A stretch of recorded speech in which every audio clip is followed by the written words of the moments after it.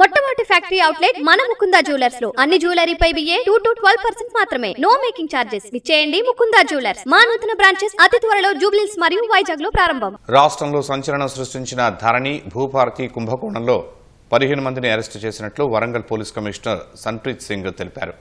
మరో 9 మంది పరారీలో ఉన్నట్టు చెప్పారు. ప్రధాన నిందితులు బసవరాజు, జిల్లా పాండుగా గుర్తించామన్న సిపి, జనగామ, యాదాద్రి జిల్లాల్లో గతంలోనూ అక్రమ రిజిస్ట్రేషన్లు జరిగాయని తెలిపారు.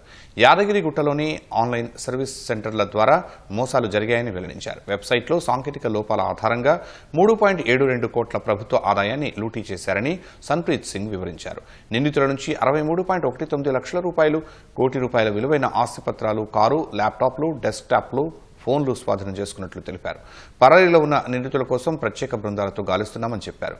భూభారతి కేసులో మరిన్ని అరెస్టులు జరిగే అవకాశం ఉందని సన్ప్రీత్ సింగ్ స్పష్టం చేశారు.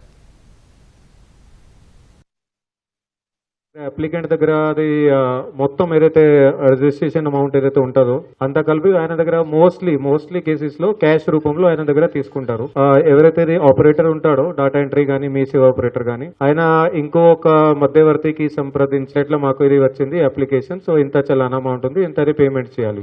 సో వీళ్ళకి కాంటాక్ట్ అయితే వీళ్ళు ఏం చేస్తారు దట్ అది సో అన్ని డీటెయిల్స్ నింపిన తర్వాత ఫైనల్ ఏదైతే పేమెంట్ పేజ్ ఉంటుందో అక్కడ వాళ్ళు వెబ్సైట్ లో కొంచెం ఫోర్జరీ చేసుకొని వీళ్ళు ఫర్ ఎగ్జాంపుల్ ఏదో 1,00,000 రూపాయలకి జస్ట్ 1,000 రూపాయలు అట్లా ఎడిట్ చేసుకొని సో అది వాళ్ళు అట్లా పేమెంట్ చేసేవాళ్ళు. యాక్చువల్ సో దాంట్లో ఏం జరుగుతుంది అంటే గవర్నమెంట్ కి అది 1,00,000 రూపాయలు పోయే బదులు జస్ట్ 1,000 రూపాయలు పోయినాయి.